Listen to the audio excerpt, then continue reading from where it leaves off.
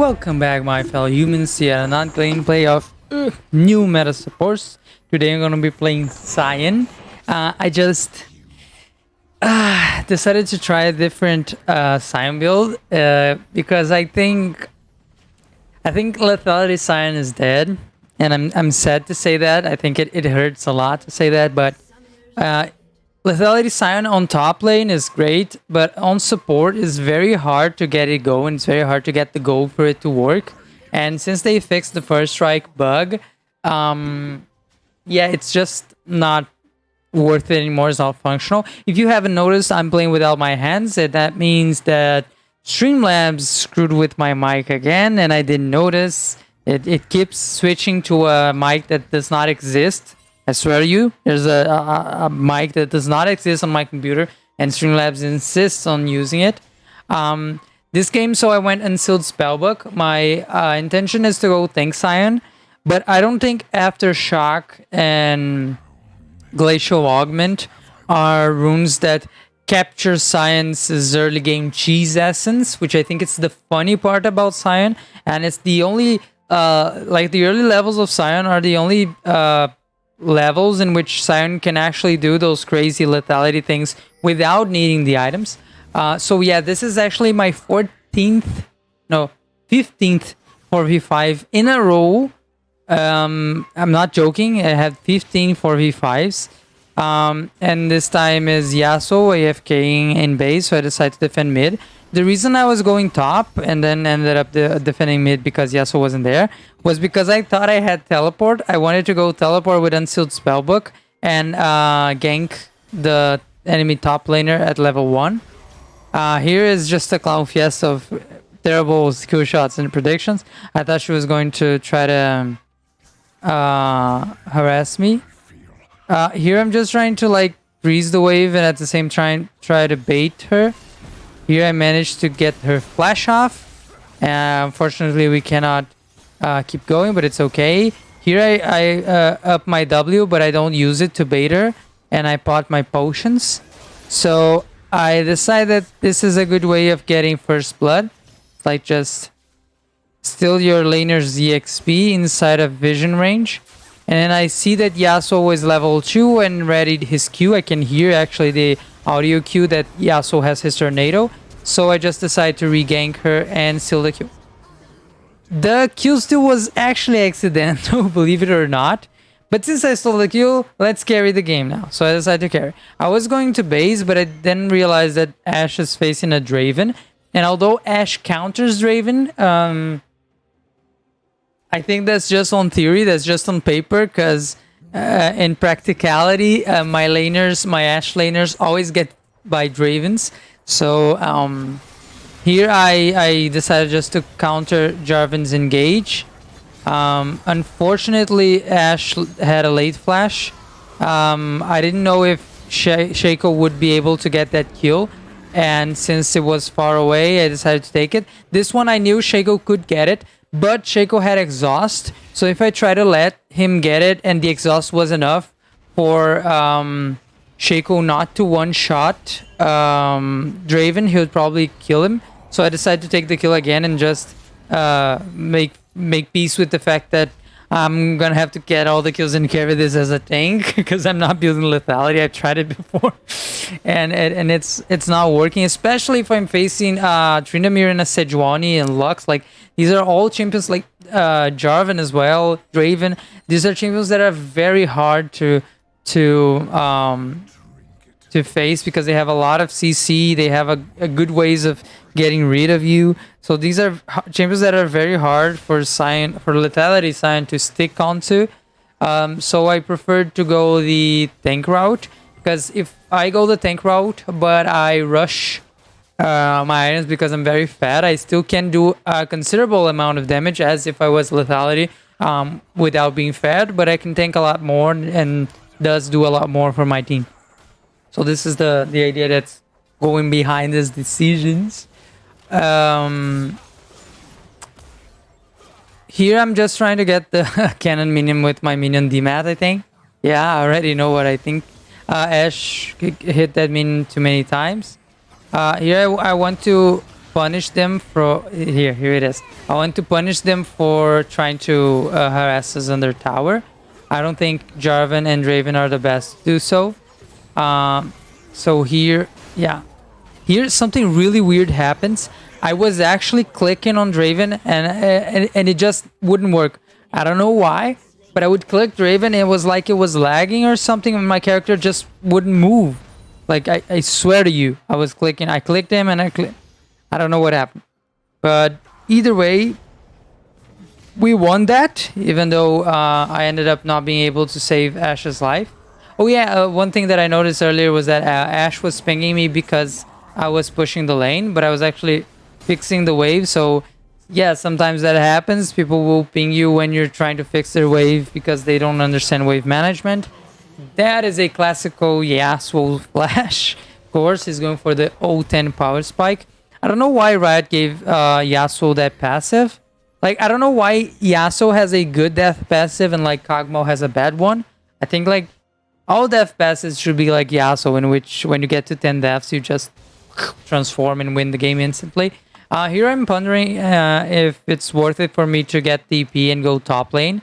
But I think Ashe has been playing very impatient. So I think if I leave lane, she will die to Jarvan. Not to mention, Jarvan's close to 6. He is, so he's probably going to be able to jump on her without counterplay, and I wouldn't want Raven to get fed. So I decide against it. I decide to get heal instead, which will make us more able to win skirmishes. Right now, I'm betting on Sejuani coming bot, because I think they're losing pretty hard, and it's a Draven. Like, it is the kind of lane you want to get ahead. So now I'm just thinking about getting these farms. I see Sejuani's bot, just as I imagined. This is why we got the heal.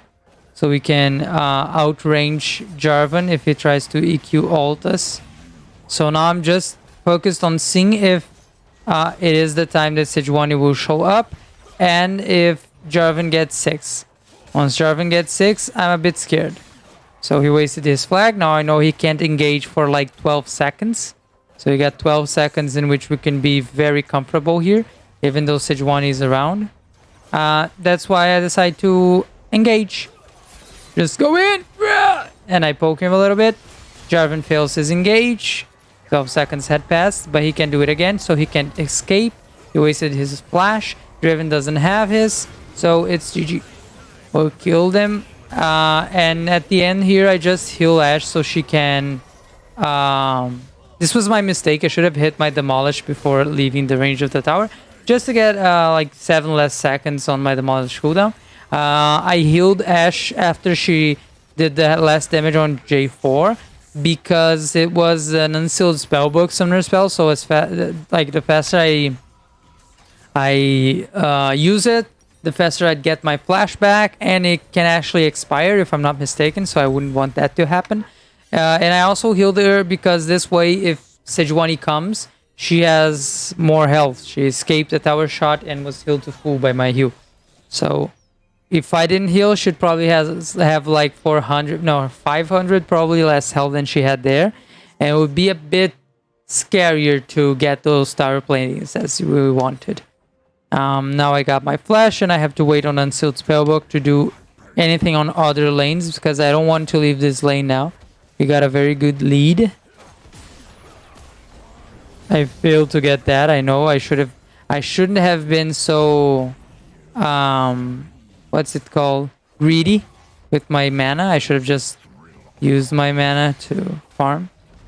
Here I try another engage on Draven, but I didn't let go of my Q. I was actually greedy that time. I thought I could hold a little bit longer. It was totally my bad. I knew I could let go of it, and oh, Sejuani, I didn't remember this part, so I went to pink it, then I decided not to when Sejuani showed up. Here's Sejuani flashes after me, but she can't catch me because Ashe is around. I almost died, but it's cool. So this time I start to try to persuade Ashe into leaving. I ping our bounties so she understands that We have 700 gold bounty. Each plating is like 160. And they still would get like 600 gold from our kills, which means they would get 300 gold from killing both of us.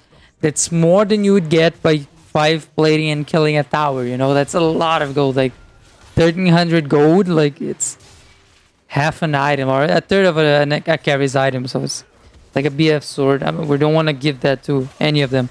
Not to mention Draven, he also has his stacks of adorations, so he would probably get way more gold. Not to mention, they would probably get the tower platings over our dead bodies anyway if we were to die right there. I don't know why Jarvan decided to ward there when he did. He should have warded way before, because I could see him warding there. If he had warded before, I couldn't have. I think that Gale Force was an overreaction, and I think that might cost her something late down the line. So if I can give one tip to any ADC we have here watching is, do not Gale Force just to deal damage. Like, Gale Force when it has a purpose. Gale Force when you need it. Because it has like a minute and a half cooldown, I think. I don't know if that's pre or post nerf. Now I'm trying to set up objective, like the dragon is about to spawn. I notice mid is a very gankable lane and without wards. But I do make a very big mistake. I see a lot of Yasuo's pings, and I decide to go in. But it was actually my bad. I should have just been patient. If I was more patient, I probably would have caught her off guard. It was not the case. Here I decide just to destroy the ward, just to make her feel a bit unsafe here. I see that Yasuo hits his ult, so I knock her up, and it's a free kill. Now I just want to proc my demolish before I help them. We got that dragon, that's good. I don't think Jarvan is a menace to Shaco and Ashe, especially with the health they are. So I decide to just go to a brush and not back. I thought I was gonna back now. What am I doing with my life? Oh, I decided to protect bot because I don't want them to get platings, and because I have 2 combat summoner spells. I start pinging my combat summoner spells in my ult to let Shaco know that we can kill them if they show up. But as soon as Shaco starts moving towards us, they retreat, which leads me to believe that they have a ward and are... Oh, that was so bad. That was so bad of me. I could have gotten all those minions. That was very bad of me. But their movement leads me to believe that they have a ward in our jungle, that when J4 was chasing Shaco and Ashe, he probably warded. Now I don't have wards, so I'm just trying to clear the wards and trying to get vision and protect Yasuo. I see the giant bear inside the bush. I remove Sejuani's armor, which allows... Like, I like to... Every time I see Sejuani, I like to waste a slow on her, or waste. Because I know her armor has kind of a big cooldown. I could have gotten a minion with my support item, but I was scared that Ashe was going to get engaged by Jarvan. He ended up choosing not to because Draven was far away, and Ashe probably already has her Gale Force. This is a very good engage. I end up ulting and exhausting and igniting Draven, but that wasn't enough. Ashe ends up being bursted down, even though he has exhaust. I think the fact that they exhausted me was actually what saved Draven. Here I get CC locked to death, and they have 4 here, so we actually just have to accept it. I couldn't get Draven. It needed 2 more autos to get it. We do get, I think, a few platings mid. But we don't get a lot to justify double kill at bot lane, so that's too bad. I actually think we should have gotten that engage, but unfortunately the exhaust on me took a lot of our damage. That, like, usually exhausting the tank is a very bad idea, but my ult was like, I don't know if you know, but Sion's ult gets more damage the longer you drift it, the longer you're in the car. So the exhaust coming right before my ult hits actually denied like 300 damage on both of them, like 200 damage on both of them. It's a lot. So it was actually the right play at that time. So keep that in mind. If you're playing against a support that deals damage, or even a tank support, but he's fed, exhausting him right before his burst might be the best way to win a fight. Like don't do it always, but sometimes it can win you a fight. Which is pretty sad. I think another reason why we lost that fight is because Draven had Shield Bow, which is a combat mythical, while Ashe had Gale Force, which is a mobility mythical. So Kraken Slayer would have won that fight. Immortal Shield Bow might have won us that fight, but Gale Force is not a good item for this match. I think I understand the idea that Gale Force can help her Gale Force to kill people again, but I understand like unnecessarily. I understand the idea that Gale Force might help you dodge Lux, Sejuani, and Jarvan's engages, and might help you escape from Tryndamere. But I think the main idea is not to try to escape their engages, because if they want, they will. You know, it's like they're gonna E flash and ult and bam, double kill. It was very funny when that happened. I wasn't trying to get the kills. I was just trying to CC Tryndamere. Like I was trying to deal a lot of damage to Sejuani, so I was timing for when Maokai was very low, so I could so I could take advantage of the damage my Q deals, because I knew they would be hitting her still until Tryndamere's E came back. So it ended up timing as soon as the Tryndamere's ult timed out. Very pretty double kill. But as I was saying about here, I just want to waste the summoner spell before it expires. I ended up getting these farm, but I tried to give all of them to Yasuo with my support item, but I couldn't. I knew they were coming bot, so I tried to just slow, especially Jarvan, because I think he has the best engage out of all of them. So I actually hit him with 3 slows there. I missed my E. I hit my Q at least. But yeah, now we start to fight for vision, which is pretty interesting. One of the bad things here is that we're actually 3v4 because Ashe is soloing the dragon. Yasuo does Yasuo things and ends up jumping in the middle of 4 of them. So I ended up having to flash away to escape. The chase is real. I do believe the escapade, the ultimate escapade. And I dodge it. I knew he was going to throw the flag, so I tried to get as far away from the wall as I could before going up. And now we kill it. Free kill. Don't chase it. You shouldn't be chasing a Sion. That's not what you do, especially a fat one. Like, what the hell? I knew he was chasing solo at that point. It was too long, and Draven was already dead. Like, no one else could help him. Lux was mid, so it was a 1v1, and I don't know why he was chasing that much. I think he was just trying to, like, impose his support presence. Sometimes people do that. Like, what was I saying? Oh yeah, about Gale Force and Kraken Slayer. I think it's better for you to just go either you go Kraken Slayer and trust that your team will protect you, or you go Shield Bow and I hit this plant so I can reveal the war so they can destroy, because they didn't have time to destroy, but at the same time I want to help Yasuo. I can't leave him. Can't let him die. Okay, nice. Or you go with Immortal Shield Bow if you just admit that your team can't always help you. Here, Maokai is going too hard for Draven, and suiciding for Draven is not the way we're going to win this game. I think too many of them do that, like, a lot in this game. I don't understand why Draven. Here, if I recall correctly, I typed to my team that if we keep going for Draven, like that Draven has 5 deaths.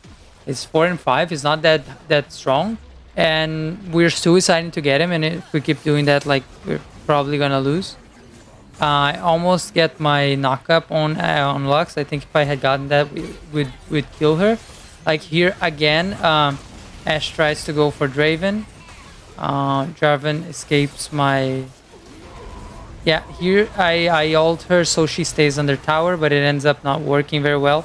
She doesn't stay long enough. I was hoping I could escape their damage, but it wasn't enough. At least we get the 4 and 5 Draven. Finally, maybe my team will stop suiciding for him. So here's where a bronze idea comes to mind. Like, my team is suiciding to kill Draven. And like, even though I warned them that would probably cost us the game, they still suicided. They're still suiciding to get Draven. So what I decided to do is I decided, okay, what I'm gonna do now is I'm gonna focus Draven. So I start to tempt with, what if I get Titanic Hydra? And then I'm like, oh, I shouldn't get Titanic Hydra yet. I should get Titanic Hydra after a while. Not yet, because like Titanic Hydra is good with HP, but since I'm support Sion, I haven't been stacking my passive as much. Here's a great play from Maokai. So I want to delay my Titanic Hydra. But what I didn't remember at that time was that I don't have enough slots to do another item and Titanic Hydra. Either way, I buy a Ruby Crystal so that I can buy anything, because if there's one thing I could do is that. Here, and then I start commenting how I think it's unnatural and offensive when streamers or YouTubers, when players start like switching cameras like crazy, like they can't understand what they're seeing. They just start switching cameras like super fast, like they're in some crazy high APM game. Like, I'm a StarCraft player, I can watch everything at once. It's like, no, you cannot. Like, if someone jumps at you and you're doing that, you're dead, you know? Like, I've seen a bunch of clips of it. It's like, I hate when people do that. It's like, it's so unreal. Here I try to delay Sejuani so Yasuo has a better chance of leaving. Sejuani decides that I'm tasty enough to keep going, so she comes for my booty. And I tell her that I have no intentions of being with her, that my booty is mine alone. So I start to distract her so Shaco can get Lux. I CC Lux to death, literally. And then I start to ping Shaco to leave because he's gonna die. And then I totally win this. I definitely win this fight. But I didn't want to humiliate Sejuani, so I ghost away. And then I discover why CC is very scary. Just enough to knock up. And too bad I died to red. But it was a 1v1 support versus jungler. And I got her shut down. So definitely worth in my book. Now they don't have a jungler. We can go objectives. Are we going objectives? No, we're not. Shaco is full health and mana. Inside their jungle. Ashe is farming bot. Tryndamere is taking our base. But they do not have their junglers, so we could be doing objectives. Okay, keep calm. So here I decide that randoms would be a nice way to help my team. Because with randoms, I can not only slow, but also reduce attack damage from them, which is very strong. It's underrated. And it also reduces basic damage on me, and it reduces critical damage they deal in an AoE.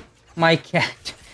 yeah, I know. My cat wants attention. Let me see if I can put him in my lap. Okay. She wants attention, but she doesn't want to be held. She wants me to play with her, so as soon as I end up this recording, I'm gonna play with her. So, as I was saying, with Randing's Omen, I can reduce a lot of damage my team takes, which I think would be optimal. Here, I was just trying to force Raven's Flash. I couldn't. There was no way for me to charge that fast enough to sequence the stuns. I think I'm pretty sure because I walked. Maybe I'm not sure. Maybe I could have done it, but I think I couldn't. So I try to go back because I want to. Yeah, I couldn't change to heal yet. I try to go back because I want to defend our base. Like, top is not well pushed. Bot is not well pushed. We have to push our waves before we try to do objectives and fights, because if we win, here Ashe suicides because of Gale Force. This is why I advocate against Gale Force. Never do it. Because think about it. If we win a game, here I do the same thing I did before to her, like stunning her underneath the tower, but this time she has her teammates to support her, so I couldn't do it. I couldn't. I'm sorry. Here I find something very funny. Like the tower focuses Raven because he focuses my passive. I didn't know that's how it happened. I usually see Sion's dying on under other people's towers, not under his own. So glad to know. So nice arrow. That might be and Shackle gets double knockup and that. So this is an example of what's been happening. It's like I saw that cue. But this is an example of what's been happening. They've been throwing our leads just to try to outplay them. Like outplaying is more important than like winning the fight. So this is one of the things, like sometimes winning is not glamorous. There's a pro player that I like that has this mindset. So if you want to watch a pro player that understands that winning is not about flashy plays and is very humble, it's Wipo. It's BWIPO. It's a top laner from EU West. I like a lot of old top laners. Like I like watching Dyrus, Hotshot GG, and there was this top laner that I liked very much. That he wasn't as famous as these other ones, but it was Wicked. I don't know if Wicked still plays actually, but he used to be my favorite top laner. I just loved how aggressive he was. But one of the things I like about Beepo is that he's completely cool with the idea that he's not going to carry this game, you know?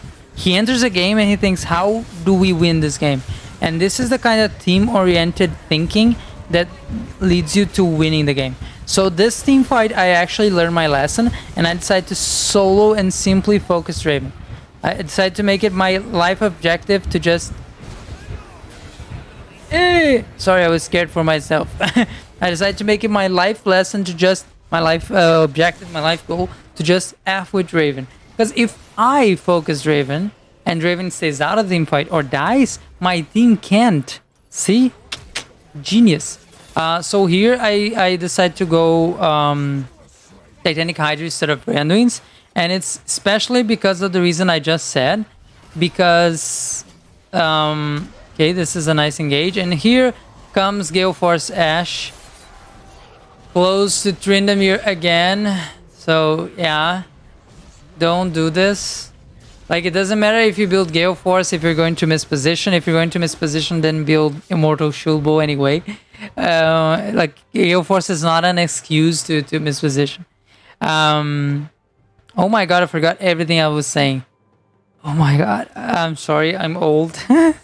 My brain isn't what it used to be. But yeah, I figured that if I focus Raven, my team won't focus Raven because he'll either be dead or out of the team fight. So this way we can start winning team fights, because we were losing a lot of team fights because of focusing Raven. So this is my new objective, and that's why I'm going for Hydra. Not to mention, I realized that, okay, so when I saw them Maokai W them, I knew that I could do this. So we just got both of their carries in a row. This is actually very good, because I don't know if you noticed, but Yasuo and Ashe are base, so we're actually 3v5ing.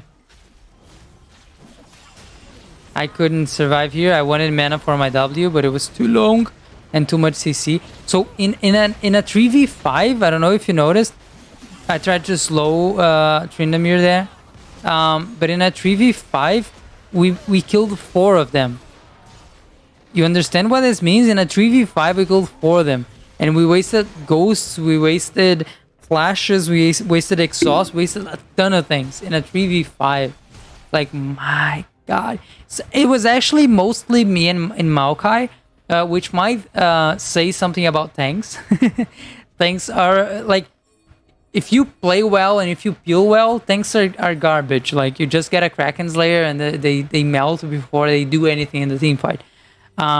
Here I'm still pondering if I get Titanic Hydra or Randoms because of the cost, because I know Titanic Hydra is more expensive. But I ended up just going for the damage because I really want it fast, and because this will also help us push waves faster. One of the things I have to take into consideration is that because our rotations are not working very well, I have to assume that I will have to farm lanes, like what just happened. Like Yasuo suicided mid, so someone will have to defend this this lane, and it usually comes down to the support. So Tiamat will help me do that, not to mention stack my passive. So here I actually get caught. It was totally my bad. I was trying to get Tryndamere, and I ended up being the one caught. But we ended up getting a lot of things out of them. They waste a lot of cooldowns on me, and that ends up being the reason we kind of came out on top on that one. Unfortunately, we kind of overextend here, I think. Yeah, this seems like a very bad fight. The Force is not enough to save. Draven can flash and insta-kill Ashe. If she had Immortal Shield Wall, should be alive. So yeah, we chased too much there. I think we had wasted a lot of things from them. I hadn't wasted anything. I just used my passive and got shit on a bunch. And then what? Hello, wake up. So I think it was actually a good trade for us, as long as it was still a 1-for-1. Here I try to help Yasuo, but I only managed to deal damage after he dies. Shaco ends up killing Sejuani, which is great. Jarvan overextends for Shaco, but unfortunately I don't want to let Tryndamere get another tower, so I help Ashe stop him. Okay, here I end up taking, like, we could have gotten him earlier.